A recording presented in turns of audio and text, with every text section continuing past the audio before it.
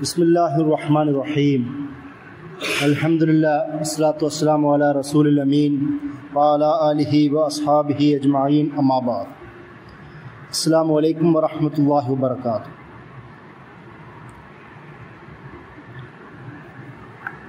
മുഹറം മാസത്തിൽ ഇസ്ലാമിക ചരിത്രത്തിൽ ഏറ്റവും സുപ്രധാനമായ സംഭവങ്ങളിൽ ഒന്നാണ് ഹിജ്റ എന്നത്.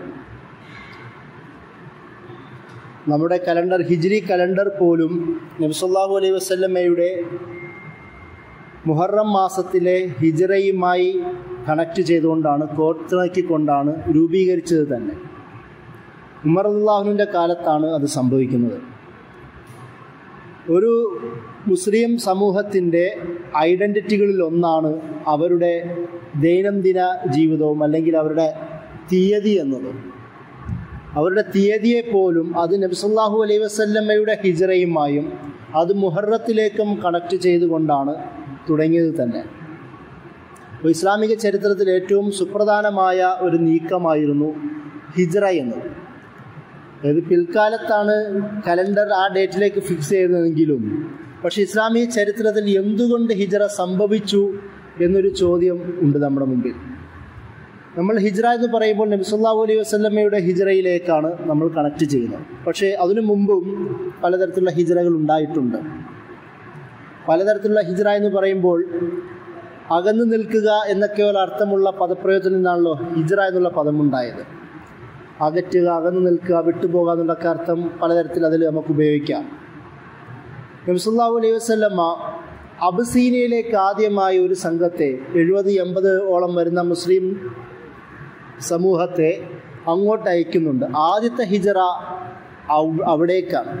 പക്ഷെ നമ്മൾ ഹിജ്റ എന്ന് പരിഗണിക്കുന്നത് അതിനെയല്ല. കാരണം ഇസ്ലാമിക ചരിത്രത്തിൽ വലിയ ഇൻഫ്ലുവൻസ് ചെലുത്തിയത് എന്ന നിലയിൽ ഇന്ന് നമ്മൾ ഇവിടെ ഇരിക്കാൻ പോലും കാരണക്കാരനായി മാറിയ ആ ഡേറ്റ് എന്ന നിലയിൽ നബി സല്ലല്ലാഹു അലൈഹി വസല്ലമയുടെ ഹിജ്റയിലേക്കാണ് നമ്മൾ കൂടുതൽ ശ്രദ്ധയൂന്നുന്നത്. പക്ഷേ രണ്ടാമത്തെ ഹിജ്റയിലേക്ക് പോലും സ്വാധീനം ചെലുത്തും വിധം ആദ്യത്തെ ഹിജ്റയ്ക്ക് വലിയ പ്രാധാന്യമുണ്ട് ചരിത്രത്തിൽ. നബി സല്ലല്ലാഹു അലൈഹി വസല്ലമ 70 അല്ലെങ്കിൽ 80 രണ്ട് കണക്കുകളാണ് കാണുന്നത്. ഇതിൻ്റെ ഉള്ളിലുള്ള എണ്ണമാണ് നമുക്ക് ചരിത്രത്തിൽ കാണാൻ കഴിയുന്നത്. ജാഫർ ബിൻ അബി താലിബ് റളിയല്ലാഹുവിൻ്റെ നേതൃത്വത്തിൽ അങ്ങോട്ട് അയക്കുന്നു. അവിടെ നജാഷി അല്ലെങ്കിൽ നേഗസ് എന്ന് വിളിക്കപ്പെടുന്ന ക്രിസ്തീയ രാജാവിൻ്റെ നേതൃത്വത്തിലുള്ള രാജവംശമാണ് അവിടെ ഉള്ളത്. അവിടെ അയക്കുമ്പോൾ തന്നെ നബി സല്ലല്ലാഹു അലൈഹി വസല്ലം അവരോട് പറയുന്നുണ്ട്, അദ്ദേഹം നല്ലവനാണ്, നിങ്ങൾക്ക് മുഴുവൻ സെക്യൂരിറ്റിയും സേഫ്റ്റിയും അദ്ദേഹം ഉറപ്പ് വരുത്തുന്നതാണ് എന്നുള്ളൊരു ഉറപ്പും കൂടി നൽകിക്കൊണ്ടാണ് അയക്കുന്നത്.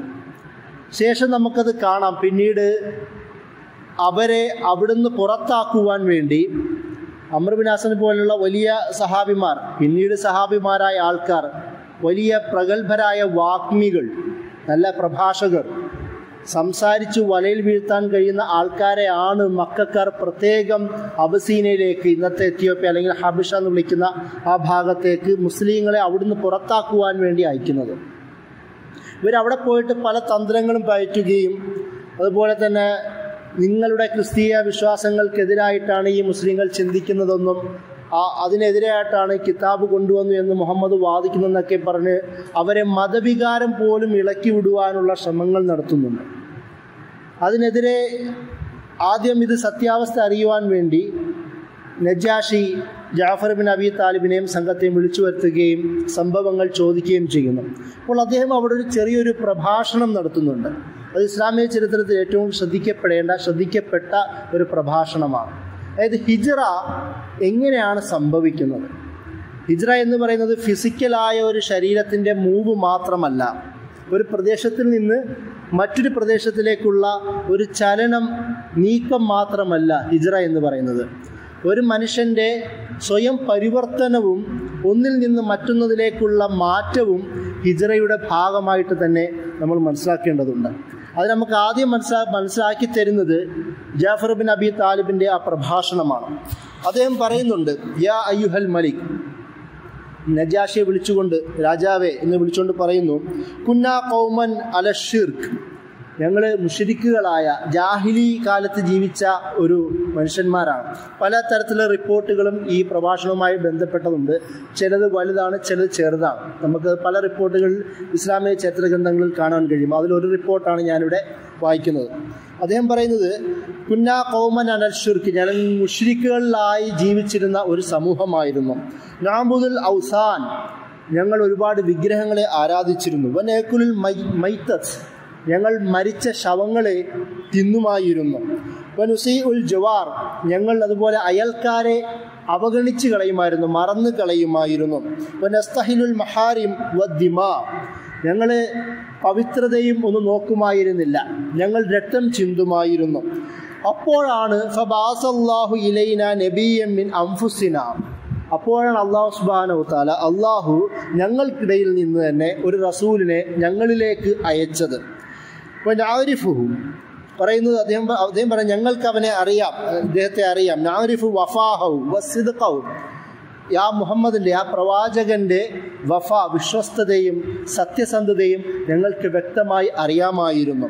വ അമാനത്തഹു, അദ്ദേഹത്തിൻ്റെ വിശ്വസ്തത, ഒരു കാര്യത്തെ സുന്ദരമായും പരിപൂർണമായും സൂക്ഷിക്കാനുള്ള കഴിവിനെ, അമാനത്തിനെയും ഞങ്ങൾക്ക് മുമ്പേ തന്നെ നന്നായി അറിയുമായിരുന്നു. ഫദആന ഇലാ അൻ നഅബുദല്ലാഹു വഹ്ദ, അപ്പോൾ ആ മുഹമ്മദ് ഞങ്ങളെ ഏകനായ അള്ളാഹുവിലേക്ക് ഇബാദത്ത് ചെയ്യുവാൻ ഞങ്ങളെ വിളിച്ചു. വനസിലുർ റഹ്മ, അത് കാരണം ഞങ്ങൾക്കെന്ത് മാറ്റം സംഭവിച്ചു? അദ്ദേഹം പറയുന്നത്, ഞങ്ങൾ കുടുംബബന്ധം ചേർക്കുവാൻ തുടങ്ങി. മറ്റൊരു റിപ്പോർട്ടിൽ ഞങ്ങളോട് കുടുംബബന്ധം ചേർക്കുവാൻ കൽപ്പിച്ചു എന്നുമുണ്ട്. ഈ റിപ്പോർട്ടിൽ പറയുന്നത് ഞങ്ങൾ കുടുംബബന്ധം ചേർക്കുവാൻ തുടങ്ങി. വനഹ്സിനുൽ ജിവാർ, ഞങ്ങൾ മുസ്ലിങ്ങളായതിനു ശേഷം കുടുംബബന്ധം ചേർക്കാൻ തുടങ്ങുകയും അയൽക്കാരോട് നല്ല ബന്ധം, ഇഹ്സാനോട് കൂടി ജീവിക്കുവാൻ ഞങ്ങൾ തുടങ്ങി. വനുസല്ലി, ഞങ്ങൾ നമസ്കരിക്കുവാനും, വനസൂം, ഞങ്ങൾ നോമ്പെടുക്കുവാനും തുടങ്ങി. അതായത് ഒരു ഹിജ്റ, ഫിസിക്കലായി ഹിജ്റ ചെയ്ത ജാഫർ ബിൻ അബി താലിബും സംഘവും അവരോട് നജ്ജാഷി ചോദിച്ചപ്പോൾ അദ്ദേഹം മറുപടി പറയുന്നത് മറ്റൊരു ഹിജ്റയെ കുറിച്ചിട്ടാണ്. ഞങ്ങളുടെ ഹിജ്റ ആദ്യമേ തന്നെ നടക്കുന്നത് ഞങ്ങളിൽ തന്നെയാണ്, ഞങ്ങളുടെ ചിന്തയിലായിരുന്നു, ഞങ്ങളുടെ വിശ്വാസക്രമങ്ങളിലായിരുന്നു, ഞങ്ങളുടെ പ്രവർത്തനങ്ങളിലായിരുന്നു, ഞങ്ങളുടെ ഇടപാടുകളിലും ബന്ധങ്ങളിലുമായിരുന്നു എന്ന് അദ്ദേഹം പറയുന്നുണ്ട്. അപ്പോൾ നമ്മൾ ഹിജ്റയെ പ്രധാനമായും മനസ്സിലാക്കേണ്ടത് ഫിസിക്കലായ ഒരു മാറ്റം എന്നതിനോടൊപ്പം തന്നെയും, പക്ഷേ ഇസ്ലാമിൽ നബി സല്ലല്ലാഹു അലൈഹി വസല്ലമയുടെ ഒരുപാട് ഹദീസുകൾ തന്നെ എടുത്തു നോക്കുമ്പോൾ ശാരീരിക മാറ്റത്തിനേക്കാളും അപ്പുറം മാനസികമായ മാറ്റത്തെ, മാനസികമായ പരിവർത്തനത്തിന് ഹിജ്റയുമായി കണക്ട് ചെയ്തുകൊണ്ട് ഒരുപാട് ഹദീസുകൾ നമുക്ക് കിതാബുകളിൽ കാണുവാൻ കഴിയും.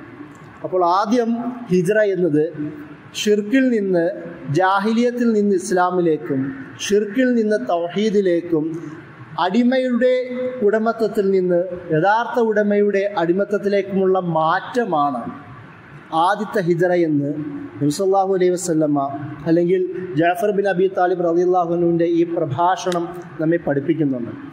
ഇത് ഒരു മോറൽ ഹിജ്റയുമായി ബന്ധപ്പെട്ട ചർച്ചയാണ്. പക്ഷെ അതേസമയം തന്നെ നമ്മൾ സംസാരിക്കുന്ന ഒരു ഹിസ്റ്റോറിസിറ്റിനെ കുറിച്ചിട്ടാണല്ലോ നമ്മൾ സംസാരിക്കുന്നത്. ചരിത്രത്തിൽ കാണുവാൻ കഴിയുന്നത് ഈ ഒരു നീക്കം തന്നെ നബി സല്ലല്ലാഹു അലൈഹി വസല്ലമയുടെ ഏറ്റവും സുപ്രധാനമായ നയതന്ത്ര നീക്കമായിട്ടാണ് എണ്ണുന്നത്. നബി സല്ലല്ലാഹു അലൈഹി വസല്ലമ മക്കയിൽ ഇരുന്നു കൊണ്ട് തന്നെ ഒരു സംഘം ആൾക്കാരെ അവരുടെ ജീവന് ഭീഷണി നേരിട്ടപ്പോൾ ഒരു ലിറ്റ്മസ് ടെസ്റ്റ് എന്ന നിലയിൽ അങ്ങോട്ട് അയക്കുകയും ഇവർ അവിടെ ചെന്ന് ദഅവത്ത് നടത്തുകയും ചെയ്യുന്ന ഒരു സാഹചര്യം ഉണ്ടാകുന്നു. ഒരു ഹിജ്റയിലൂടെ കുറച്ച് ആൾക്കാരെ, 80ഓളം വരുന്ന ആൾക്കാരുടെ ശാരീരിക സംരക്ഷണം, വിശ്വാസ സംരക്ഷണം ഉറപ്പുവരുത്തുവാനാണെങ്കിൽ പോലും ഇവർ ആ ഭാഗത്ത് ചെന്ന് ഇസ്ലാമിൻ്റെ സന്ദേശം അങ്ങോട്ട് പോലും വ്യാപിക്കുന്ന തരത്തിലേക്ക് മാറുന്നത് നമുക്ക് ചരിത്രത്തിൽ കാണാം. അപ്പോൾ ഹിജ്റയുടെ മറ്റൊരു ലക്ഷ്യവും എന്താണ്? ദഅവത്ത്, ഇസ്ലാമിൻ്റെ വ്യാപനവും കൂടിയിട്ടാണ്. ശരീരത്തിൻ്റെയും സ്വത്തിൻ്റെയും നമ്മളുടെ അവകാശത്തിൻ്റെയും സംരക്ഷണം മാത്രമല്ല, ഇസ്ലാമിൻ്റെ വ്യാപനവും കൂടി ഹിജ്റയുടെ ലക്ഷ്യമായി നമുക്ക് ആദ്യത്തെ സംഭവങ്ങളിൽ നിന്ന് തന്നെ മനസ്സിലാക്കാൻ കഴിയുന്ന കാര്യമാണ്. ഇതിനു ശേഷമാണ് മദീനയിലേക്കുള്ള ഹിജ്റയുമായി ബന്ധപ്പെട്ട ചർച്ചകൾ നടക്കുന്നത്. അതിനു മുമ്പ് നമ്മൾ മറ്റൊരു കാര്യം ആലോചിക്കേണ്ടതുണ്ട്.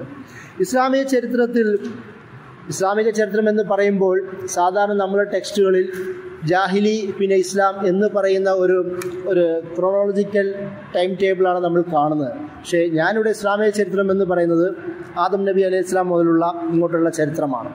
ഇസ്ലാം എന്ന് തുടങ്ങുന്നത് നബിയിൽ നിന്നല്ലല്ലോ. ഇസ്ലാമിൻ്റെ നുബുവത്തിൻ്റെ അവസാനം നബിയിലാണ്. പക്ഷേ ഇസ്ലാമിൻ്റെ തുടക്കം നബിയിൽ മുഹമ്മദ് നബി സല്ലല്ലാഹു അലൈഹി വസല്ലമയിൽ നിന്നല്ല എന്നാണ് നമ്മൾ വിശ്വസിക്കുന്നത്. അങ്ങനെയാണ് നമ്മൾ വിശ്വസിക്കുകയും ചെയ്യേണ്ടത്. അപ്പോൾ ആ ഒരു സാഹചര്യത്തിലാണ് നമ്മൾ ഹിജ്റ എന്നത് നബി സല്ലല്ലാഹു അലൈഹി വസല്ലമയുടെയും സഹാബത്തിൻ്റെയും മാത്രം നീക്കത്തിൻ്റെ പേരല്ല. നമ്മൾ ഏകദേശം എല്ലാ പ്രവാചകന്മാരുടെ ചരിത്രം എടുത്ത് നോക്കുമ്പോഴും കാണാം അവരും ഇതേപോലെ ശാരീരികമായ ഫിസിക്കൽ മൂവ്മെൻറ്റ് നടത്തിയതായി കാണാം. നൂഹ് നബി അലൈഹി ഇസ്ലാം അദ്ദേഹത്തിൻ്റെ സമൂഹത്തോട് 950 വർഷം ദഅവത്ത് നടത്തുകയും അത് സ്വീകരിക്കാതിരിക്കുകയും അള്ളാഹു അവരെ പ്രളയം കൊണ്ട് നശിപ്പിക്കുകയും ചെയ്യുമ്പോൾ ഉള്ള വിശ്വാസികളെയും ജീവജാലങ്ങളെയും കൂട്ടിക്കൊണ്ട് യാത്ര ചെയ്യുന്ന ഒരു ചരിത്രം ഖുർആൻ പറയുന്നുണ്ട്. അതുപോലെ തന്നെ ഹൂദ് നബിയുടെ ആദ് സമുദായത്തിലേക്ക് അയച്ച ഹൂദ് നബി അലൈഹി ഇസ്ലാമിൻ്റെയും ആ സമൂഹത്തിന് അള്ളാഹു ശിക്ഷിച്ചപ്പോൾ അദ്ദേഹവും അനുയായികൾക്കൊപ്പം യാത്ര ചെയ്യുന്ന കഥ പറയുന്നുണ്ട്. അതിനുശേഷം വന്ന സാലിഹ് നബി, സമൂദ് ഗോത്രത്തിലേക്ക് അയച്ച സാലിഹ് നബിയും അനുയായികൾക്കൊപ്പം യാത്ര ചെയ്യുന്ന കഥ പറയുന്നുണ്ട്. ലൂത്ത് നബിയുടെയും യാത്ര പറയുന്നുണ്ട്. ലൂത്ത് നബിയുടെ തന്നെ ബന്ധുവാണ് ഇബ്രാഹിം നബി അലൈഹി ഇസ്ലാം. ഒരുപക്ഷെ ഒരുപാട് യാത്രകൾ നടത്തിയ പ്രവാചകൻ എന്ന നിലയിൽ ഇബ്രാഹിം നബി അലൈഹി ഇസ്ലാമിനെ നമുക്ക് ചരിത്രത്തിൽ കാണാം. അദ്ദേഹം ഫലസ്തീനിലേക്ക് യാത്ര ചെയ്യുന്നുണ്ട്, ഈജിപ്തിലേക്ക് യാത്ര ചെയ്യുന്നുണ്ട്, അവിടുന്ന് കറങ്ങി സൗദി അറേബ്യയിൽ, ഇന്നത്തെ സൗദി മക്കൻ ഭാഗത്തേക്ക് വരുന്നുണ്ട്, വീണ്ടും ഫലസ്തീൻ ഭാഗത്തേക്ക് യാത്രയാവുന്നുണ്ട്. മറ്റൊരു മകനെ ഇസ്ഹാക്ക് മകനെയും കൂടെ ചേർത്തുകൊണ്ട് അവിടെ പോവുകയും അവിടെ ഒരു വംശത്തിന് തുടക്കമിടുകയും ചെയ്യുന്നത് കാണാം. അതുപോലെ ഈസാ അലൈഹി ഇസ്ലാമിൻ്റെ നിരവധി യാത്രകളെക്കുറിച്ച് പറയുന്നുണ്ട്. മൂസ അലൈഹി ഇസ്ലാമിൻ്റെ ചരിത്രം തന്നെ അതാണല്ലോ. മറ്റൊരു കുടുംബത്തിൽ നിന്ന് അള്ളാഹു തന്നെ ശത്രുവിൻ്റെ കുടുംബത്തിലേക്ക് യാത്ര അയപ്പിക്കുക, അവിടുന്ന് നേരെ തിരിച്ച് ഈജിപ്തിലേക്ക് യാത്ര പോവുക, പോകുന്ന വഴിയിൽ അവിടെ വെച്ച് ഷുഐബ് നബീനെയും കുടുംബത്തെയും കാണുക, അവിടെ ഒരു കുടുംബമായി മാറുക, അവിടുന്ന് യാത്ര ചെയ്ത് ഈജിപ്തിലേക്ക് പോവുക, അങ്ങനെ അവിടുന്ന് ഇസ്രായേലിനെയും കൂട്ടി മെഡിറ്ററേനിയൻ ഭാഗത്തേക്ക് യാത്ര തിരിക്കുക. അങ്ങനെ ഒരുപാട് ഹിജ്റകളുടെ ചരിത്രം മൂസാ നബിയുടെ ചരിത്രത്തിലും കാണാം. ഇസ്രായേലി പ്രവാചകന്മാരുടെ തന്നെ ചരിത്രത്തിൽ അധികവും യാത്രകളുടെ ചരിത്രമാണ്. കാരണം അവർ പലപ്പോഴും പല ഭാഗങ്ങളിലായി ജീവിക്കാൻ വിധിക്കപ്പെട്ടവരായിരുന്നു. അപ്പോൾ ഹിജ്റ എന്നത് പ്രവാചകന്മാരുടെ ഒരു സുന്നത്തായിട്ട് പോലും നമുക്ക് ഖുർആനിലും ചരിത്രത്തിലും കാണാം. അതുതന്നെയാണ് നബി സല്ലല്ലാഹു അലൈഹി വസല്ലമയുടെ ജീവിതത്തിലും സംഭവിച്ചത്. അപ്പോൾ ഈ ഒരു പ്രിമൈസ്, ഒരു ഫ്രെയിംവർക്കിൽ നിന്നുകൊണ്ടാവണം നമ്മൾ ഹിജ്റയെക്കുറിച്ച് പഠിക്കുകയും മനസ്സിലാക്കുകയും ചെയ്യേണ്ടത്. അവിടുന്നാണ് നമുക്ക് നബി സല്ലല്ലാഹു അലൈഹി വസല്ലമയുടെ ഹിജ്റയിലേക്ക് വരുന്നത്. ഹിജ്റ എന്നത്, നബി സല്ലല്ലാഹു അലൈഹി വസല്ലമയുടെ ഹിജ്റ എന്നത് ഒരു ഭയന്നുള്ള ഓട്ടമായിരുന്നു. സാധാരണ പ്രഭാഷണങ്ങളും എഴുത്തുകളും പറയുന്നത് പീഡനം സഹിക്കവയ്യാതെ, ഭീഷണികൾ സഹിക്കവയ്യാതെ, നേരിടാൻ കഴിയാതെ, വധശ്രമങ്ങളൊക്കെ ഉണ്ടാകുമ്പോൾ സഹാബികളെല്ലാം കൂടെ ചേർത്തുകൊണ്ട് ഒരു ഒളിച്ചോട്ടം പോലെ എന്ന തരത്തിൽ പലപ്പോഴും ആഖ്യാനങ്ങൾ നമുക്ക് നമ്മുടെ രചനകളിലും പ്രഭാഷണങ്ങളിലും കാണാം. പക്ഷെ അങ്ങനെ ആയിരുന്നില്ല. അല്ലാഹു സുബ്ഹാനഹു തആലയുടെ വ്യക്തമായ കമാൻഡിൻ്റെ അടിസ്ഥാനത്തിലാണ് ഹിജ്റ പോകുന്നത്. അതുമാത്രമല്ല, ഹിജ്റ വെറുമൊരു യാത്രയായിരുന്നു. നമ്മൾ ചരിത്രത്തിൽ നോക്കുക, ഹിജ്റയ്ക്ക് നബി സല്ലല്ലാഹു അലൈഹി വസല്ലമയുടെ ഒരുപാട് സ്ട്രാറ്റജിക് സ്റ്റെപ്സുകൾ കാണുവാൻ കഴിയും. ഒരുപാട് തന്ത്രപ്രധാനമായ പടവുകൾ നമുക്ക് ആ ഹിജ്റയുടെ യാത്രകൾ തന്നെ കാണുവാൻ കഴിയും. അതിലൊന്ന്, ഹിജ്റ എന്നത് ആദ്യമേ തന്നെ ഉള്ള എല്ലാ സഹാബികളെയും അയച്ചു, രഹസ്യമായി അയച്ചു. അതിൽ ചില രസകരമായ സംഭവങ്ങളൊക്കെ ഉണ്ട്. അതിലൊന്ന് ഉമർ റളിയല്ലാഹു അൻഹുവിൻ്റെ ഹിജ്റയാണ്. എല്ലാ സഹാബിമാരും, വനിതകളും പുരുഷന്മാരും അടക്കം ഒളിച്ചും പാത്തും യാത്ര ചെയ്തപ്പോൾ ഉമർ റളിയല്ലാഹു അൻഹു വീട്ടിൽ ചെന്ന് സകല ആയുധങ്ങളും ഭാണ്ഡക്കെട്ടും എടുത്ത് നേരെ കഅബയുടെ മുമ്പിൽ ചെന്നിട്ട് ഒച്ചത്തി വിളിച്ചു പറഞ്ഞു, ഇതാ ഞാൻ പോവുക. ആരൊക്കെങ്കിലും സ്വന്തം ഭാര്യമാരെയും ഉമ്മമാരെയും വാപ്പമാരെയും കുടുംബക്കാരെയും വേണ്ടെങ്കിൽ വാ, ഞാനിവിടെ ഉണ്ട്, ഓക്കെ എന്ന് പറഞ്ഞുകൊണ്ടാണ് അദ്ദേഹം യാത്ര ചെയ്യുന്നത്. ആരും വന്നില്ല, അദ്ദേഹം കൂളായിട്ട് നടന്നുപോയി. പക്ഷെ ബാക്കിയുള്ള എല്ലാ സഹാബിമാരും പാത്തും പതുങ്ങിയുമാണ് പോയത്. അതിനിടയിൽ മറ്റൊരു ഒരു സംഭവം കൂടി ഉണ്ട്. ഏകദേശം എല്ലാ ഹദീസ് ഗ്രന്ഥങ്ങളിലും നമുക്കറിയാവുന്ന ഹദീസാണ് ഇന്നമൽ അഅ്മാലു ബിന്നിയാത്ത് എന്ന ഹദീസ്. ആ ഹദീസിൻ്റെ ഒരു പ്രത്യേകത തന്നെ, അതിൻ്റെ പുറകിൽ ഒരു സംഭവവും കൂടി ബാക്കിയുണ്ട്. അതായത് നബി സല്ലല്ലാഹു അലൈഹി വസല്ലം പറയുന്നുണ്ട്, ആ ഹദീസ് സംഭവിക്കുമ്പോൾ ഹിജ്റ ചെയ്യുന്ന കൂട്ടത്തിൽ ഉമ്മു ഖൈസ് എന്ന് പറയുന്ന ഒരു സ്ത്രീയും പോയിരുന്നു. ആ സ്ത്രീയെ മക്കയിൽ വെച്ച് ഒരാൾ കല്യാണാലോചന നടത്തി, പ്രപ്പോസ് ചെയ്തു. പക്ഷേ ആ സഹാബി വനിത പറഞ്ഞു, അവർ ആദ്യകാല സഹാബി വനിതയാണ്, അവർ പറഞ്ഞു ഹിജ്റ ചെയ്തില്ലെങ്കിൽ ഞാൻ നിങ്ങളെ വിവാഹം കഴിക്കില്ല എന്ന് പറഞ്ഞു. അപ്പോൾ അവരെ വിവാഹം കഴിക്കുവാൻ വേണ്ടി ആ മനുഷ്യൻ കൂടെ ഹിജ്റ പോയി. അതിൻ്റെ പേരിൽ പിന്നീട് മുഹാജിർ ഉമ്മു ഖൈസ് എന്ന പേരാണ്. അദ്ദേഹത്തിൻ്റെ പേര് പോലും നമുക്ക് തപ്പിയാൽ പെട്ടെന്ന് കിട്ടില്ല. അദ്ദേഹം പക്ഷേ ചരിത്രത്തിൽ അറിയപ്പെടുന്നത് മുഹാജിർ ഉമ്മു ഖൈസ്, ഉമ്മു ഖൈസിൻ്റെ മുഹാജിർ എന്ന പേരിലാണ്. അപ്പോൾ അവിടെയാണ് നബി സല്ലല്ലാഹു അലൈഹി വസല്ലം പറഞ്ഞത്, ഇന്നമൽ അഅ്മാലു ബിന്നിയാത്ത്, എല്ലാ പ്രവർത്തനങ്ങൾക്കും പുറകിൽ നിയത്തുണ്ട്. എന്നിട്ട് പറഞ്ഞു, ആര് അള്ളാഹുവിനും റസൂലിനും വേണ്ടി ഹിജ്റ ചെയ്തുവോ അത് അവന് ലഭിക്കും. ഇനി ആര് ദുനിയാവിന് വേണ്ടിയും അല്ലെങ്കിൽ ഏതെങ്കിലും സ്ത്രീയെ വിവാഹം കഴിക്കാനും വേണ്ടിയിട്ടാണ് ഹിജ്റ ചെയ്യുന്നതെങ്കിൽ അതും അവന് ലഭിക്കും എന്ന് പറയുന്ന ആ ഹദീസ് ഹിജ്റയുടെ സംഭവത്തിലുള്ള ഹദീസാണ്. ആ ഹദീസ് പോലും ഒരു പ്രണയബന്ധിതമായ കഥയുടെ പിന്നാമ്പുറം ആ ഹദീസിന് പുറകിലുണ്ട്. ഇങ്ങനെ വളരെ രസകരമായ സംഭവങ്ങളും ഹദീസും ഈ പറയുന്ന ഹിജ്റയുമായി ബന്ധപ്പെട്ട് ഉണ്ടായിട്ടുണ്ട്. അതുപോലെ ഞാൻ പറഞ്ഞു വന്നത്, നബി സല്ലല്ലാഹു അലൈഹി വസല്ലമയുടെ ഹിജ്റ ആദ്യമേ സഹാബികളെ പറഞ്ഞു വിടുന്നു. അവരെയൊക്കെയും, അതായത് തൻ്റെ തടി സലാമത്താക്കുക എന്നതിനേക്കാളും അപ്പുറം തന്നിൽ വിശ്വസിച്ചവരുടെ സംരക്ഷണം ഉറപ്പുവരുത്തുക എന്നതാണ് ആദ്യം ഒരു നേതാവിൻ്റെ ഉത്തരവാദിത്തം. തൻ്റെ ലക്ഷ്യം തൻ്റെ ശരീരം, തൻ്റെ അവകാശം എന്നതിനേക്കാളും അപ്പുറം അനുയായികളുടെ അവകാശവും സേഫ്റ്റിയും സെക്യൂരിറ്റിയും റൈറ്റ്സും സംരക്ഷിക്കപ്പെടുക, പ്രൊട്ടക്റ്റ് ചെയ്യപ്പെടുക എന്നുള്ളതാവണം ഒരു നേതാവിൻ്റെ ലക്ഷ്യം. അത് നമുക്ക് ഹിജ്റയുടെ ആദ്യ സ്റ്റെപ്പുകളിൽ കാണാം. നബി സല്ലല്ലാഹു അലൈഹി വസല്ലം എങ്ങനെയാണ് എല്ലാവരെയും പറഞ്ഞു വിടുന്നത് എന്ന്. അതെല്ലാം പോയതിനു ശേഷം, ഏറെക്കുറെ എല്ലാവരും പോയതിനു ശേഷമാണ് ചില ആൾക്കാർ മാത്രം ബാക്കിയായി.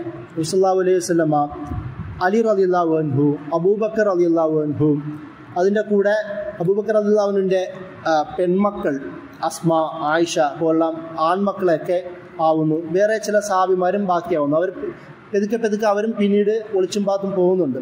പക്ഷേ ഇങ്ങനെ കുറച്ച് പേര് മാത്രം ബാക്കിയാവുന്നു. കാരണം അവരവിടെ ഉണ്ടാവേണ്ടത് അത്യാവശ്യമായിരുന്നു.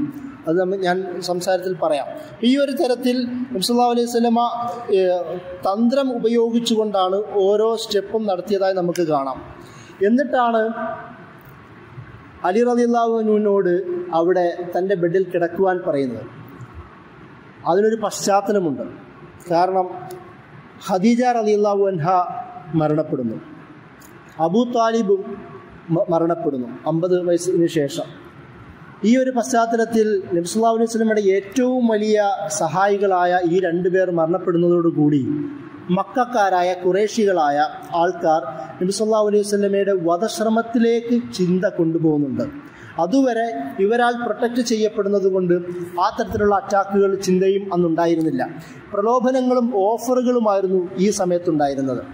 പക്ഷെ ഇവരുടെ മരണശേഷം പെതുക്കെ ഇവർ ഗൂഢാലോചന, വധശ്രമത്തിനുള്ള ചർച്ചകൾ തുടങ്ങിയാണ് ചെയ്യുന്നത്.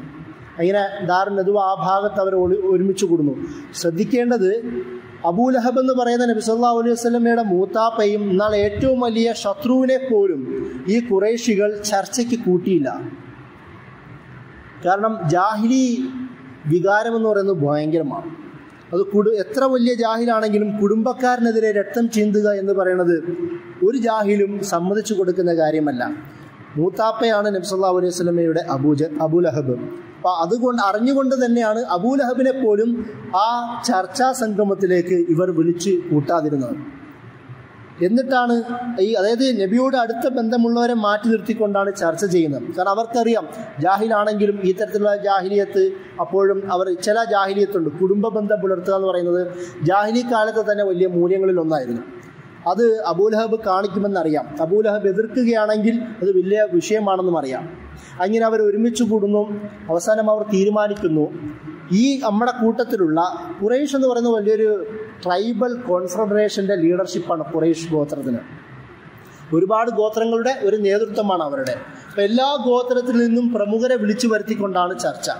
എന്നിട്ട് അവസാനം പറഞ്ഞു, നമുക്ക് എല്ലാ ഗോത്രത്തിൽ നിന്നും ഓരോരുത്തരെയും പിക്ക് ചെയ്യാം. അങ്ങനെ സംഭവിക്കുകയാണെങ്കിൽ ബനു ഹാഷിമിനോ നമ്മളെ എതിർക്കുവാനുള്ള കപ്പാസിറ്റി ഉണ്ടാവുകയില്ല. എല്ലാവരും ഒരുപോലെ കാരണക്കാരാവും, ഒരുപോലെ ഉത്തരവാദികളാവും. അപ്പോൾ ആർക്കും കുറ്റം പറയാൻ പറ്റുകയില്ല. ആ പഴുതടച്ച തീരുമാനമായിരുന്നു അവർ ആ ഒരു വേലത്ത് ചെയ്തത്. അങ്ങനെയാണ് നബി സല്ലല്ലാഹു അലൈഹി വസല്ലമയെ വധിക്കുവാൻ വേണ്ടി അവരവിടെ വരുന്നത്. അപ്പോൾ ആ സംഭവം നമുക്കറിയാം. ആ ആയത്ത് ഇബ്നു അബ്ബാസ് റളിയല്ലാഹു അൻഹു സൂറത്തുൽ അൻഫാലിലെ 30-ാമത്തെ ആയത്ത് ഈ ഒരു പശ്ചാത്തലത്തിൽ അവതരിച്ചതാണെന്ന് പറയുന്നുണ്ട്. അതിൽ അവിടെ പറയുന്നു, വൈദ് യംകുർ ബികല്ലദീന കഫറു, അതായത് കാഫിറുകൾ നബി സല്ലല്ലാഹു അലൈഹി വസല്ലമയ്ക്കെതിരെ ഗൂഢാലോചന, തന്ത്രം മെനയുന്ന സാഹചര്യത്തിൽ, നബി സല്ലല്ലാഹു അലൈഹി വസല്ലമയെ വധിക്കുവാനുള്ള സാഹചര്യത്തിൽ തന്ത്രം മെനയുന്നതായി അത് പറയുന്നുണ്ട്. പക്ഷേ അവിടുന്ന് കൊല്ലാനും പുറത്താക്കുവാനൊക്കെയാണ് അവർ തന്ത്രം മെനയുന്നത്. പക്ഷെ അള്ളാഹ് പറയുന്നത് അതിന് ശേഷം വല്ലാഹു ഖൈറുൽ മാക്കിരീൻ, എന്നാൽ അതിനേക്കാളും വലിയ തന്ത്രം എനിക്കറിയാം എന്ന് അള്ളാഹ് സ്വയം പറയുന്നുണ്ട്. അങ്ങനെയാണ് നബി സല്ലല്ലാഹു അലൈഹി വസല്ലമ അലി റളിയല്ലാഹു അൻഹുവിനെ അവിടെ കിടത്തുന്നത്. അവിടുന്ന് ഇറങ്ങുകയും അവരിലേക്ക് മണ്ണ് വാരി എറിയുകയും, അതായത് അവരെ ആരും കാണാത്ത തരത്തിൽ അള്ളാഹു നബി സല്ലല്ലാഹു അലൈഹി വസല്ലമയെ അവരിൽ നിന്ന് രക്ഷിച്ചു കൊണ്ടുപോകുന്നതാണ് സംഭവം. ഇവിടെ നമ്മൾ മനസ്സിലാക്കേണ്ട ഒരു വിഷയം, എന്തിന് അലി റളിയല്ലാഹു അൻഹുവിനെ അവിടെ കിടത്തി? ഒന്ന്, ഒരു ആൾമാറാട്ടം എന്ന ഒരു പോയിന്റിലാണ്. രണ്ടാമത്തത്, നബി സല്ലല്ലാഹു അലൈഹി വസല്ലമ ഏറ്റവും വലിയ ശത്രുവായിരുന്നിട്ടും ആ നാട്ടുകാർ ഏൽപ്പിച്ച അമാനത്തുകൾ തിരിച്ചു കൊടുക്കുവാൻ ഒരാളെ ഏൽപ്പിച്ചു എന്നതിന് വേണ്ടിയിട്ടായിരുന്നു അലി റളിയല്ലാഹു അൻഹുവിനെ അവിടെ കിടത്താനും നബി തയ്യാറായത്. ഏറ്റവും വലിയ ശത്രുവാണ് നബി സല്ലല്ലാഹു അലൈഹി വസല്ലമ.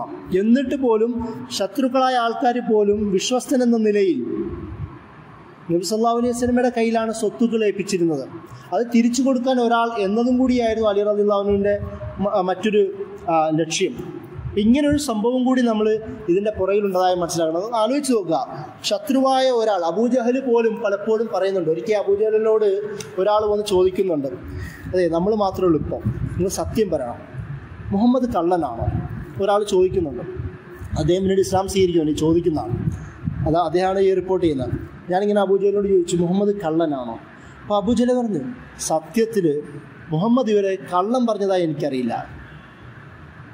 മുഹമ്മദ് ഇതുവരെ കള്ളം പറയാം, പക്ഷേ അവൻ കൊണ്ടുവന്നതിനെക്കുറിച്ച് ഞങ്ങൾക്ക് സംശയമുണ്ട്. ഇസ്ലാമിനെ കുറിച്ച് വ്യക്തിപരമായി മുഹമ്മദ് കള്ളനല്ല. എന്തുകൊണ്ടാണ് പിന്നെ അബൂജഹലിൻ്റെ പ്രശ്നം?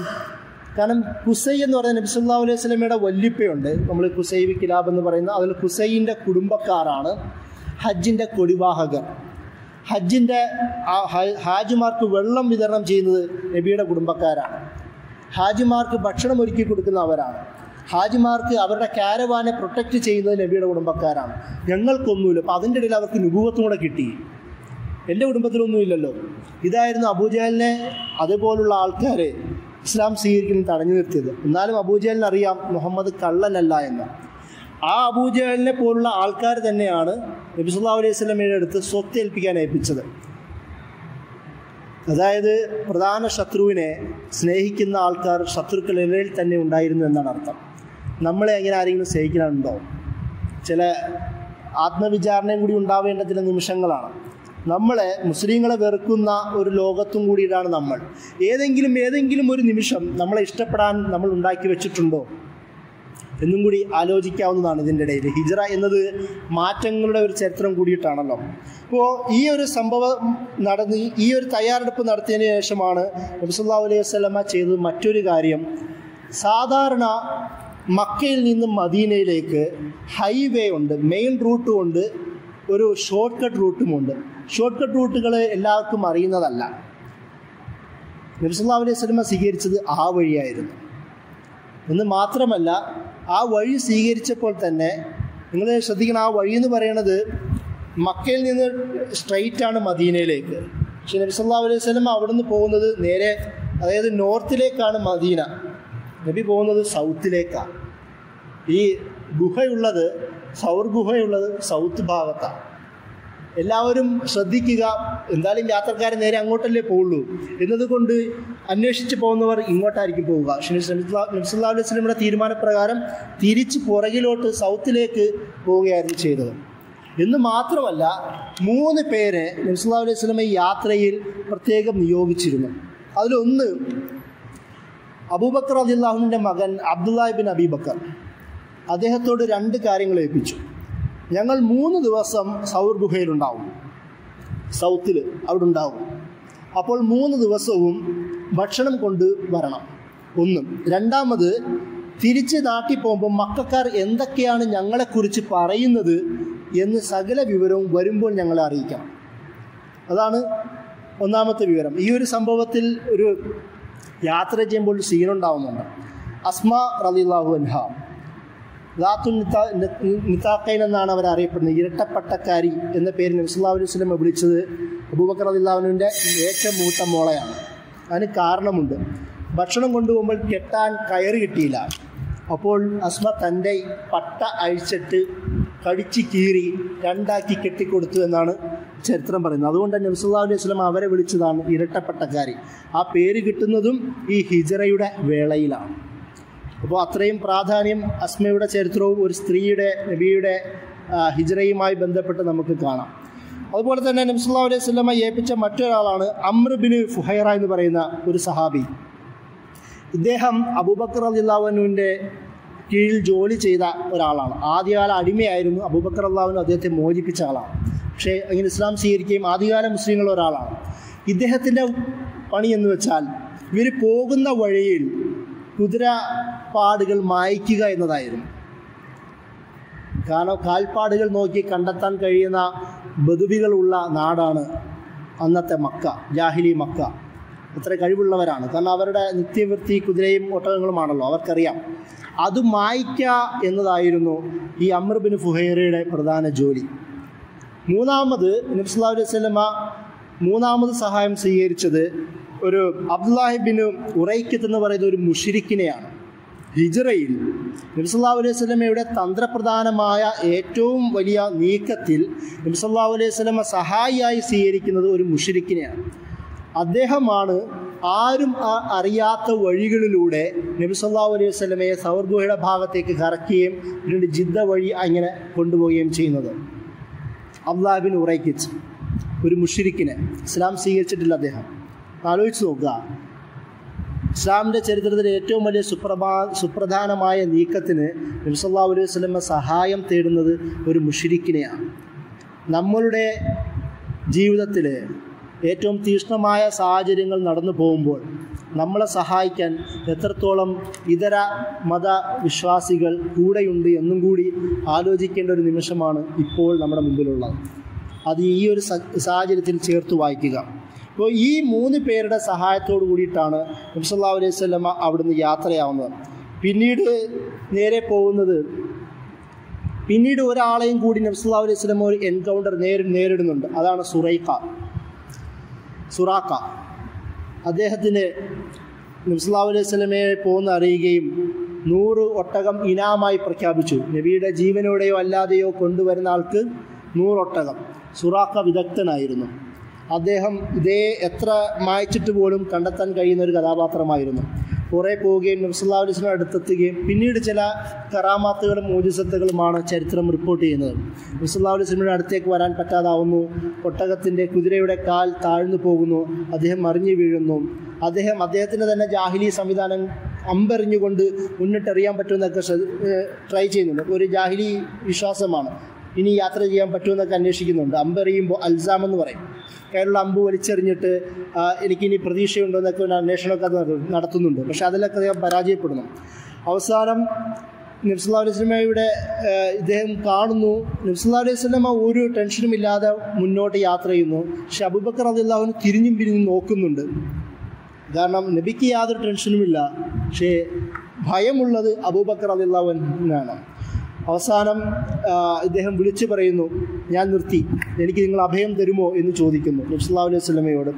അപ്പോൾ നബി ഓക്കെ എന്ന് പറയുന്നു. അങ്ങനെ അദ്ദേഹം അടുത്ത് വരുമ്പോഴാണ് ഒരു പക്ഷേ ഇസ്ലാമിക ചരിത്രത്തിലെ ഏറ്റവും സുപ്രധാനമായ ആ പ്രവചനം നബി പറയുന്നത്.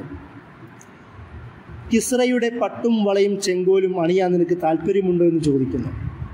അതായത് അധികാരമൊന്നുമില്ലാത്ത ഒരു മനുഷ്യൻ മദീനയിലേക്ക് പോകുന്ന സാഹചര്യത്തിൽ അന്നത്തെ ഏറ്റവും വലിയ സാമ്രാജ്യങ്ങളിലൊന്നായ പേർഷ്യൻ സാമ്രാജ്യത്തിൻ്റെ പട്ടും വളയും അണിയുവാൻ നിനക്ക് താല്പര്യമുണ്ടോ എന്ന് ചോദിക്കുന്ന ഒരു സീൻ ആലോചിച്ച് നോക്കുക. അപ്പോൾ അദ്ദേഹം ചോദിക്കുന്നത് അതെങ്ങനെ കഴിയും, ഒരു നാൾ നീ അണിയുമെന്ന് പറയുന്നു.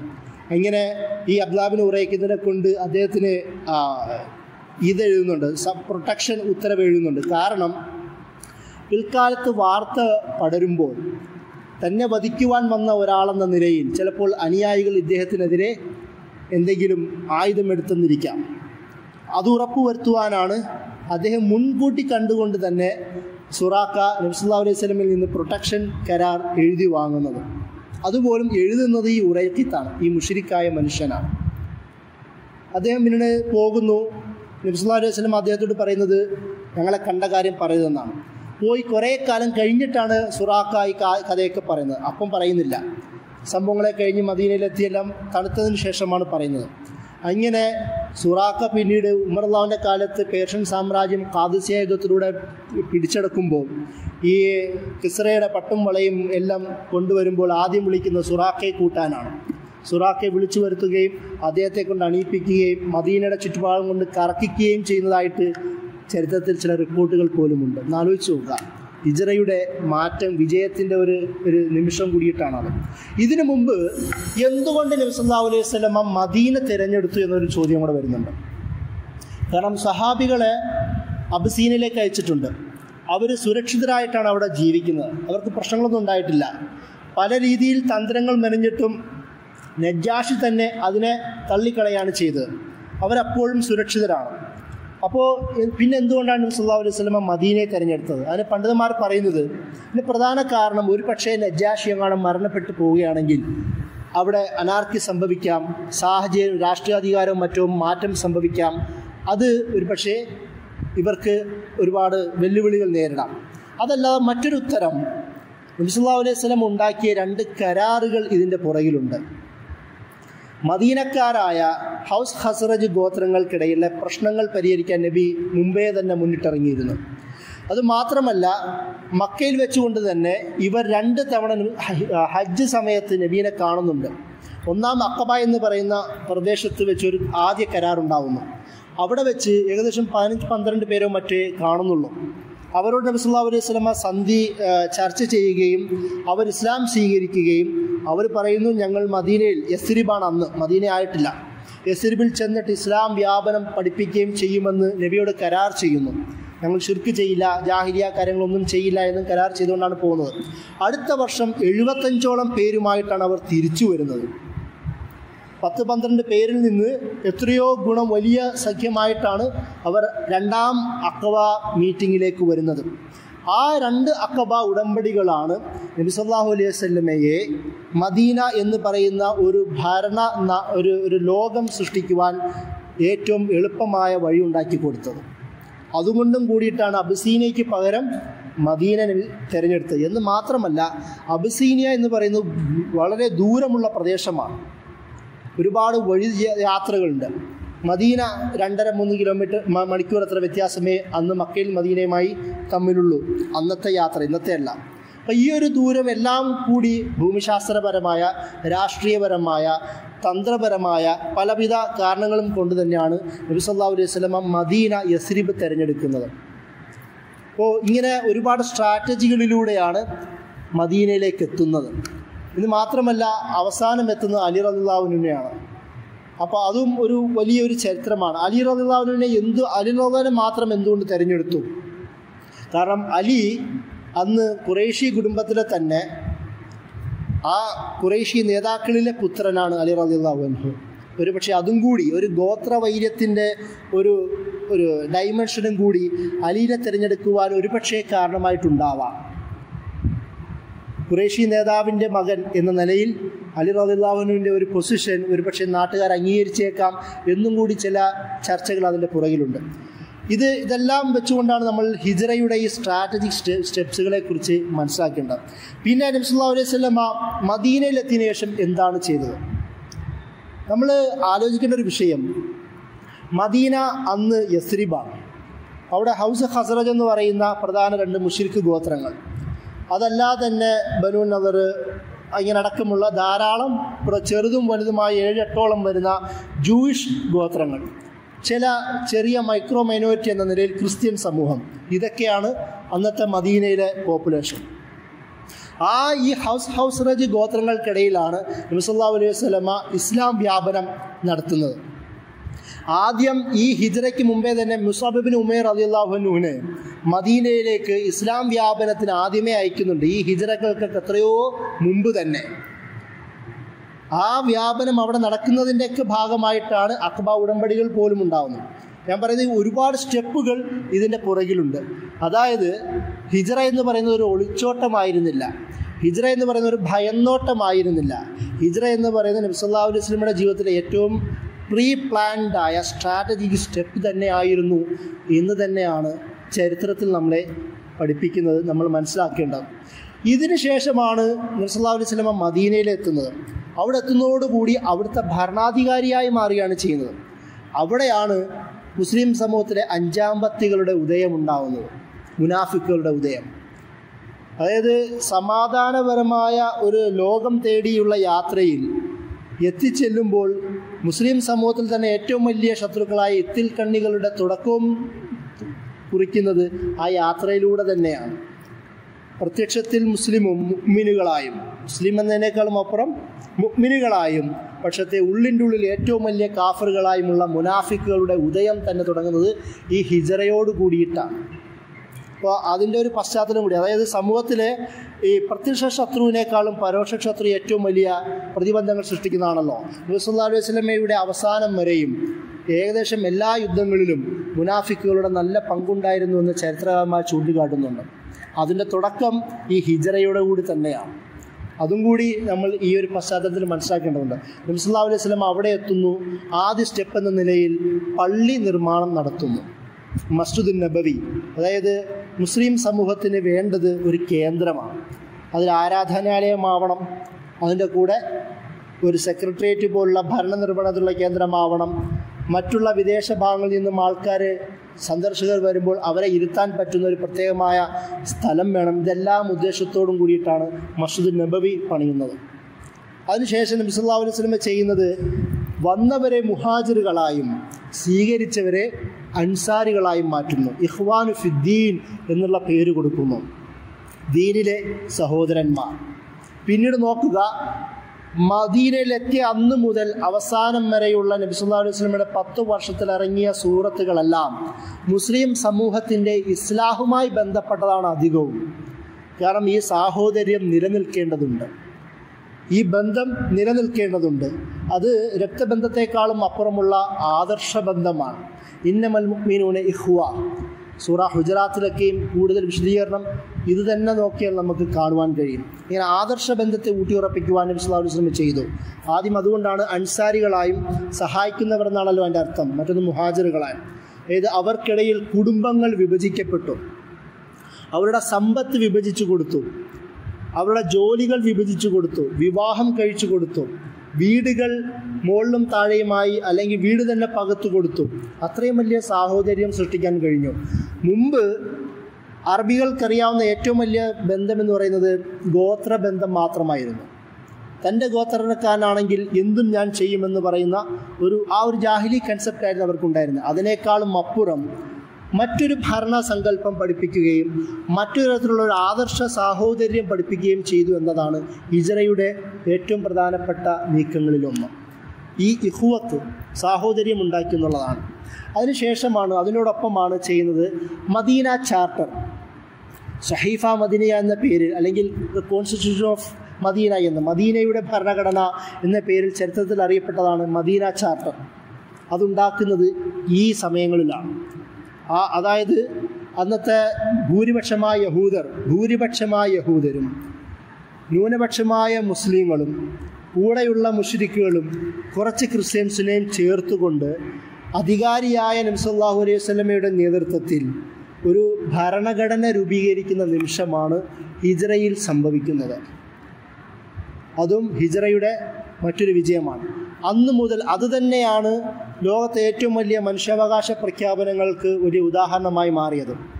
പിന്നീട് വന്ന ഒട്ടുമിക്ക മുസ്ലിം സൽത്തനത്തുകളും സുൽത്താനേറ്റുകളും ഇന്ത്യ അടക്കം എങ്ങനെയാണ് നോൺ മുസ്ലിങ്ങളോട് ജീവിക്കേണ്ടത്, സഹകരിക്കേണ്ടത് എന്നതിൻ്റെ പ്രിൻസിപ്പിളായി മുഴുവൻ സ്വീകരിച്ചത് ഈ മദീന ചാർട്ടറായിരുന്നു.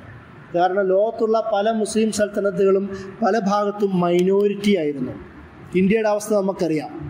ഇവിടെ ഗസ്നവിയുടെ കാലം മുതൽ, അതിന് മുമ്പ് 711 മുഹമ്മദ് ഖാസിം ഇവിടെ സൈനിക പര്യടനം നടത്തുന്നുണ്ട്. ഏകദേശം 200,000 മാത്രമേ സൈന്യമടക്കം അന്നത്തെ അദ്ദേഹത്തിന് കീഴിലുള്ളൂ. ലക്ഷക്കണക്കിന് കോടിക്കണക്കിന് മനുഷ്യന്മാരാണ് അദ്ദേഹം 2 വർഷം ഭരിച്ചത്. അതിനുശേഷം സിന്ധ്, മുൾത്താൻ അടക്കമുള്ള പ്രദേശങ്ങൾ മുഴുവനും ഉമയ്യ ഡൈനാസ്റ്റിയുടെയും അബ്ബാസി ഡൈനാസ്റ്റിയുടെയും ഗവർണറേറ്റായി മാറുന്നത് പോലും ഈ കാലത്താണ്.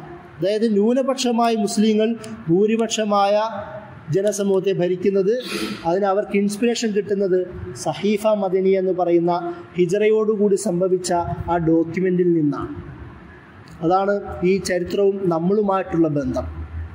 അതുകൂടെ ചേർത്ത് വായിക്കുമ്പോഴാണ് എങ്ങനെയാണ് ഇത് ഇത്രയും വലിയ ലോകത്ത് എഫക്റ്റ് ഉണ്ടാക്കിയെന്ന് നമുക്ക് പറയാൻ പറ്റും. അതിൻ്റെ കൂടെ തന്നെയാണ് നബി സല്ലല്ലാഹു അലൈഹി വസല്ലം പഠിപ്പിച്ചത് ഇൻ്റർഫെയ്ത്ത് കോപ്പറേഷൻ. ഒരുപാട് കമ്മ്യൂണിറ്റികൾ, ഒരുപാട് വിവിധ മതസമൂഹങ്ങൾ, മജൂസികളായ, അഗ്നിയാരാധകരായ, വിഗ്രഹാരാധകരായ, അഹ്ലി കിതാബിൻ്റെ ആൾക്കാരായ പലതരത്തിലുള്ള സമൂഹത്തെ ഒന്നിച്ചു നിർത്തുവാൻ, ഒരു കോൺസ്റ്റിറ്റ്യൂഷൻ്റെ മുമ്പിൽ ഒന്നിച്ചു കൊണ്ടുവരാൻ നബി സല്ലല്ലാഹു അലൈഹി വസല്ലമയ്ക്ക് കഴിഞ്ഞു. എന്ന് മാത്രമല്ല, ഭരിക്കുന്ന വിശ്വാസികളോട്, ഭരിക്കുന്ന മുസ്ലിങ്ങളോട് ഭരണീയരായ നോൺ മുസ്ലിങ്ങളെ എങ്ങനെ അവരോട് സഹകരിക്കണമെന്ന് പ്രത്യേകം പഠിപ്പിച്ചു.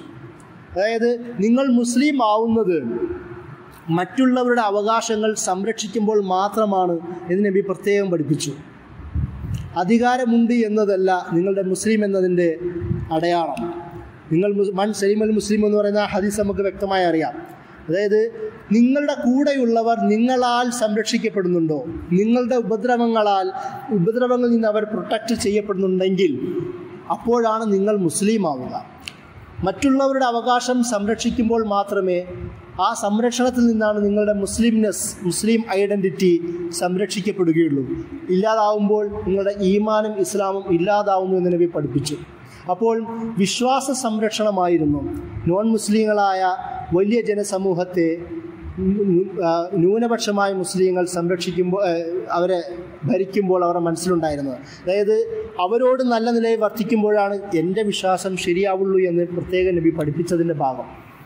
അതുകൊണ്ടാണ് നിങ്ങൾ ഒരുപക്ഷെ ഉസ്മാനി ചരിത്രത്തിൽ നോക്കുമ്പോൾ മില്ലത്ത് സിസ്റ്റം എന്ന് പറയുന്നൊരു ഭരണ സംവിധാനം കാണാം. മില്ലത്ത് എന്നാണ് അതിന് പറയുക. അതായത് ഉസ്മാനി രാജവംശം എന്ന് പറയുന്നത് ലോകത്തെ ഏറ്റവും വലിയ ഭരണ രാജവംശമാണ്. ഒരുപാട് ethnic, tribal, religious, regional, race വിഭാഗങ്ങൾ അവരുടെ കീഴിലുണ്ടായിരുന്നു.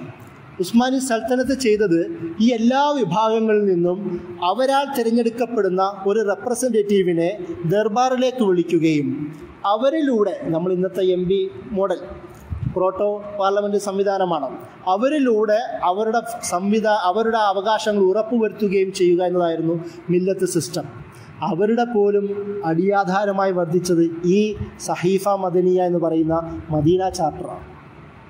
അപ്പോൾ ഹിജ്റ എന്നതിലെ ഒരു ലോക തലത്തിലുള്ള എഫക്റ്റിനെ കുറിച്ചിട്ടാണ് ഞാൻ സംസാരിക്കുന്നത്. നിങ്ങൾ ഇത്രയും വലിയൊരു ചരിത്രവും സാമൂഹിക രാഷ്ട്രീയ യാഥാർത്ഥ്യവും അതിൻ്റെ പുറകിലുണ്ട് എന്ന് നമ്മൾ മനസ്സിലാക്കണം.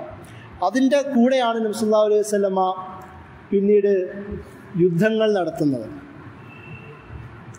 ഈ ഒരു പ്രൊട്ടക്ഷൻ്റെ മേലാണ്. പിന്നെ ആലോചിച്ച് നോക്കുക, എങ്ങനെയാണ് മുസ്ലിം സമൂഹത്തെ ഹിജ്റ സഹായിച്ചത്? വളരെ സപ്രസ് ചെയ്യപ്പെടുന്ന, ആക്രമിക്കപ്പെടുന്ന, മർദ്ദിതരായ ഒരു ജനസമൂഹത്തിൽ നിന്ന് അധികാരികളായ ജനസമൂഹത്തിലേക്ക് ഹിജ്റ മാറ്റി. അതുപോലെ വളരെ ന്യൂനപക്ഷമായ ഒരു സമൂഹത്തിൽ നിന്ന് ഭൂരിപക്ഷമായ ഒരു സമൂഹത്തിലേക്ക് ഹിജ്റ അവരെ മാറ്റി.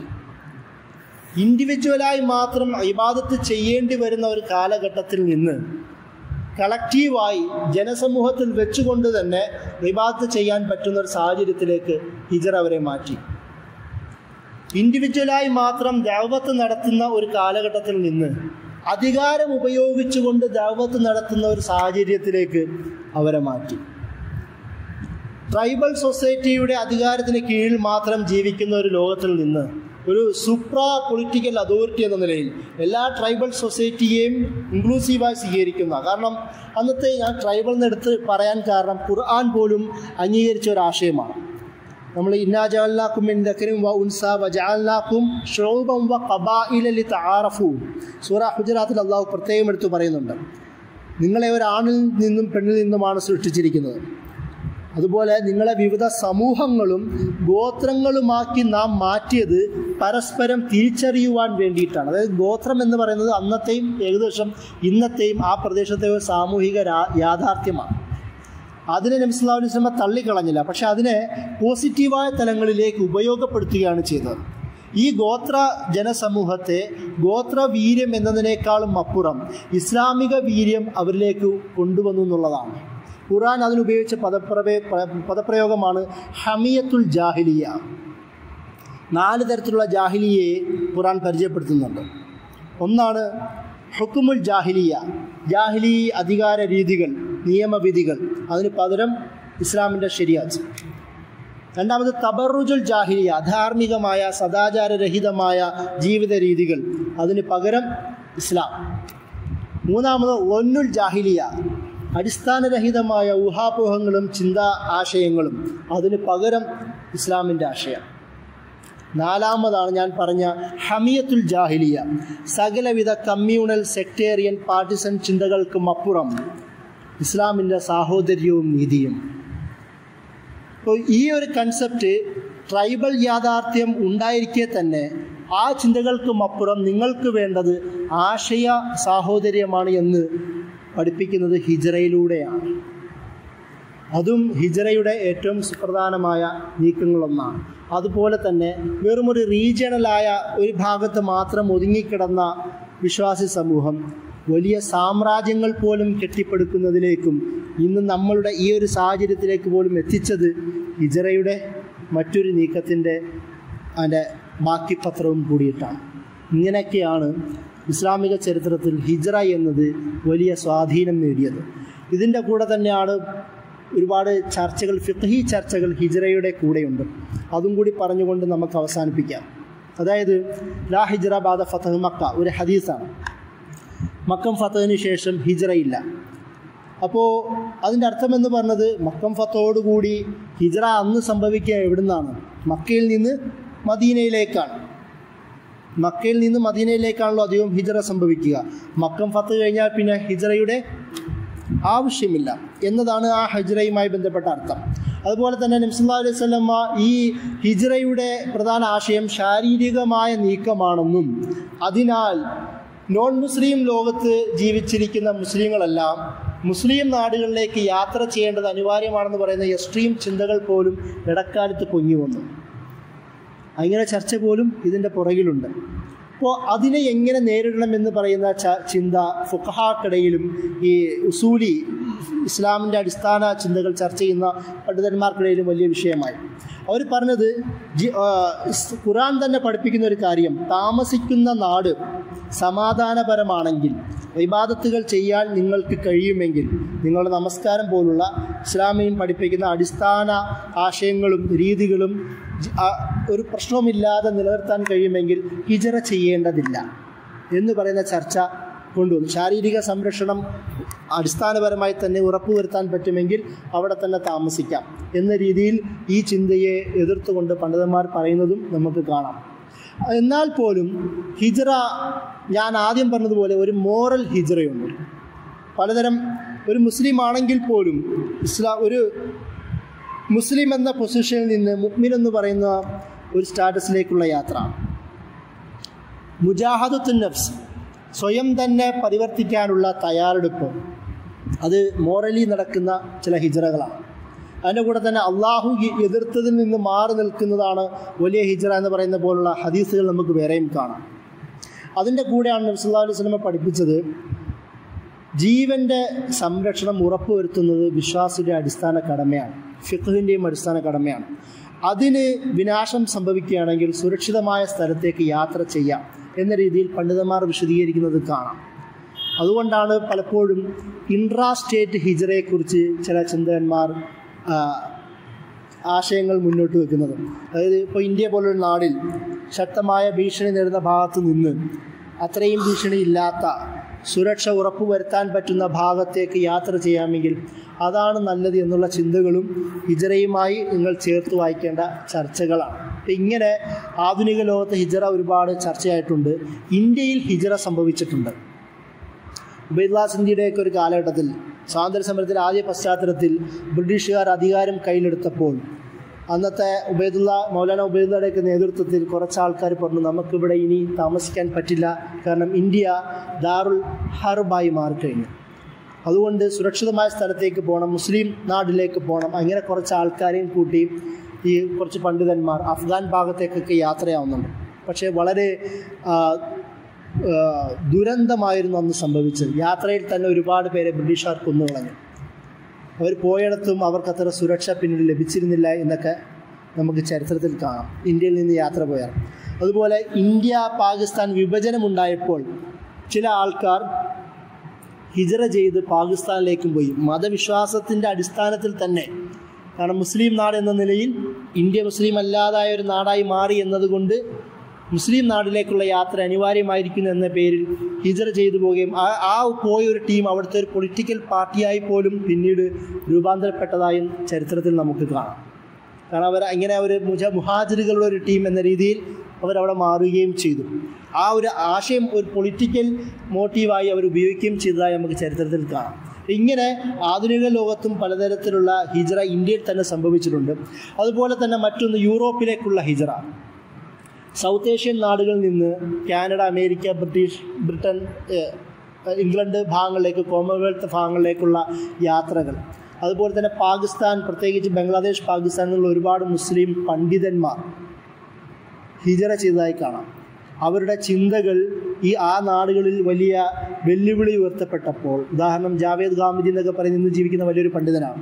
അദ്ദേഹം ഇവിടുന്ന് ഇംഗ്ലണ്ടിലേക്ക് യാത്ര തിരിച്ച ആളാണ്, യൂറോപ്പിലേക്ക് പോയി. കാരണം അദ്ദേഹത്തിൻ്റെ ചിന്തകൾ കാരണം ഒരുപാട് ഭീഷണികൾ നേരിട്ടു. അതുപോലെ തന്നെ പലർക്കും ജീവിതത്തിലുണ്ടായ ഹിജറകൾ ഇസ്ലാമിലേക്ക്, ശരിയായ ഇസ്ലാമിൻ്റെ കൺസെപ്റ്റുകൾ കണ്ടെത്താൻ സഹായിച്ചിട്ടുണ്ട്. മാൽക്കം എക്സിൻ്റെ ഉദാഹരണം വലിയ ഉദാഹരണമാണ്. ഹജ്ജാണ് ചെയ്തതെങ്കിൽ പോലും അതൊരു അദ്ദേഹത്തെ സംബന്ധിച്ചുള്ള ഒരു ഹിജറയുടെ ഫലമുണ്ടാക്കുന്നതായിരുന്നു. നാഷൻ ഓഫ് ഇസ്ലാം എന്ന് പറയുന്ന ബ്ലാക്സിൻ്റെ മാത്രം ഇസ്ലാമിക ലോകം ഉണ്ടാക്കിയൊരു സംഘടനയാണ് നാഷൻ ഓഫ് ഇസ്ലാം. വൈറ്റിനെ പിശാചിൻ്റെ കളറായി കണ്ടവരായിരുന്നു അവർ. പൂച്ചക്കണ്ണ് ഇബ്ലീസിൻ്റെ കളറാണ് എന്ന് കരുതിയവരായിരുന്നവർ. ആഫ്രോ അമേരിക്കൻ ഒരു സമൂഹമാണ്, മുസ്ലിം സംഘടനയായിരുന്നു. അതിൻ്റെ ഒരു ഭാഗമായി ഉയർന്നു വന്ന ആളാണ് മാൽക്കം എക്സ്. അദ്ദേഹത്തിന് ഹജ്ജ് ചെയ്യാൻ അവസരം കിട്ടുന്നു. കഅബയിൽ അദ്ദേഹം കാണുന്നത് ഒരു റെയിൻബോ സമൂഹത്തെയാണ്, പല ബഹുവിധ വർണ്ണങ്ങളാണ് കാണുന്നത്. അതോടുകൂടി അദ്ദേഹം ഇതാണ് ഇസ്ലാം എന്ന് തിരിച്ചറിയുന്നുണ്ട്. തിരിച്ചു വന്നിട്ട് നാഷൻ ഓഫ് ഇസ്ലാമിൻ്റെ കൺസെപ്റ്റുകളെ, ബ്ലാക്ക് അടിസ്ഥാനത്തിലുള്ള മുസ്ലിം വായനയെ എതിർക്കുന്നത് കാണാം. മാൽക്കം എക്സിൻ്റെ ഈ ഒരു യാത്ര അദ്ദേഹത്തിൻ്റെ ശരിയായ ഇസ്ലാമിലേക്കുള്ള ഒരു ഹിജറയായി നമുക്ക് മനസ്സിലാക്കാം. അല്ലാമ ഇഖ്ബാൽ, ഒരു ഇന്ത്യൻ ദേശീയവാദിയായ സാരെ ജഹാൻ സ അച്ഛെ എഴുതിയ അല്ലാമ ഇഖ്ബാൽ യൂറോപ്പിലേക്കുള്ള യാത്ര കഴിഞ്ഞ് തിരിച്ചു വരുമ്പോഴാണ് പിന്നീട് ഇസ്ലാമിനെക്കുറിച്ച് കവിതകളും ഒരു യൂണിവേഴ്സൽ ഇസ്ലാമിനെക്കുറിച്ചുള്ള ചിന്തകളും സമർപ്പിക്കാൻ തുടങ്ങുന്നത്. അല്ലാമ ഇഖ്ബാലിൻ്റെ ഒരു വലിയ ചരിത്രം നമുക്ക് ഈ ഹിജ്റയുമായി തന്നെ ചേർത്ത് വായിക്കാം. സയ്യിദ് ഖുതുബ്, ഒരു തരത്തിൽ ഇഖ്വാൻ്റെ തന്നെ വിമർശകനായിരുന്ന സയ്യിദ് ഖുതുബ് അമേരിക്കയിൽ നിന്ന് തിരിച്ചു വരുമ്പോൾ അമേരിക്കയിൽ വെച്ചുള്ള ജീവിതത്തിലാണ് ഷഹീദ് ഹസൻ ബന്നെയും ഇഖ്വാനെയും തിരിച്ചറിയുകയും ആ വഴിയിൽ അദ്ദേഹം ഇഖ്വാനി സംഘടനയിൽ മെമ്പർഷിപ്പ് ഏറ്റെടുക്കുകയും ചെയ്യുന്നത്. അങ്ങനെ ഒരുപാട് പേർക്ക് ആധുനിക ലോകത്തും വളരെ പ്രശസ്തരായ പലർക്കും യാത്രകൾ അവരുടെ ആത്മീയമായ അടുത്ത സ്റ്റെപ്പിലേക്ക് സഹായിക്കുന്നതായി മാറിയെന്നും കാണാം. ഇങ്ങനെ ഒരുപാട് ചരിത്രം ഹിജ്റയുടെ ജീവിതത്തിലുമുണ്ട്. നമ്മളും ഒരു പക്ഷേ ജോലിയായിട്ടോ പഠനമായിട്ടോ മറ്റു പല താല്പര്യങ്ങളായിട്ടോ സ്വന്തം നാട്ടിൽ നിന്ന് മറ്റൊരു നാട്ടിലേക്ക് ഹലാലായ ഉദ്ദേശത്തോടു കൂടി യാത്ര ചെയ്തവരാണ്. ഒരു തരത്തിൽ അതും ഒരു ഹിജ്റയുടെ ഭാഗമായി തന്നെ മനസ്സിലാക്കാവുന്നതാണ്. അങ്ങനെ നമ്മളും ഹിജ്റയുടെ ലോകത്ത് തന്നെയാണ് ജീവിക്കുന്നത്. ഈ ഒരു ബോധം ഉണ്ടാവണം. എന്തു തന്നെയാണെങ്കിലും ഇസ്ലാമിക ചരിത്രത്തിൽ ഹിജ്റ എന്നത് റവല്യൂഷണറിയും തന്നെ രണ്ട് ഒരേപോലെ പരിവർത്തനത്തിനും ഒരേപോലെ തന്നെ വിപ്ലവാത്മകവുമായ ഒരു നീക്കമായിരുന്നു ഹിജ്റ. അതിന് ഒരുപാട് സ്ട്രാറ്റജിക് സ്റ്റെപ്പുകൾ ഉണ്ടായിരുന്നു, രാഷ്ട്രീയ കാരണങ്ങളുണ്ടായിരുന്നു, പലവിധ പശ്ചാത്തലം അതിൻ്റെ പുറകിലുണ്ടായിരുന്നു എന്നാണ് ഞാൻ പറഞ്ഞതിൻ്റെ ചുരുക്കം. ഈ ഒരു രീതിയിലാവണം നമ്മൾ ഹിജ്റയെ മനസ്സിലാക്കേണ്ടത്. ആ ഒരു ബോധത്തോടു കൂടിയിട്ടാവണം എങ്ങനെയാണ് നബി സല്ലല്ലാഹു അലൈഹി വസല്ലമയും അദ്ദേഹത്തിൻ്റെ സഹാബത്തും ഈ പ്രയാസങ്ങളെ സഹിച്ച് ഇസ്ലാമിനെ സംരക്ഷിക്കുവാൻ, വിശ്വാസ സംരക്ഷണത്തിന് വേണ്ടി അവർ ഇസ്ലാമിനെ സേവിച്ചത് എന്നും കൂടി മനസ്സിലാക്കുമ്പോഴാണ് ഹിജ്റ എത്രത്തോളം ഇസ്ലാമിക ചിന്തയിൽ പ്രാധാന്യമുള്ളതാണെന്ന് നമുക്ക് മനസ്സിലാക്കാൻ കഴിയുള്ളൂ. വാഖിറു ദഅ്വാനാ അൽഹംദുലില്ലാഹി റബ്ബിൽ ആലമീൻ. അസ്സലാമു അലൈക്കും.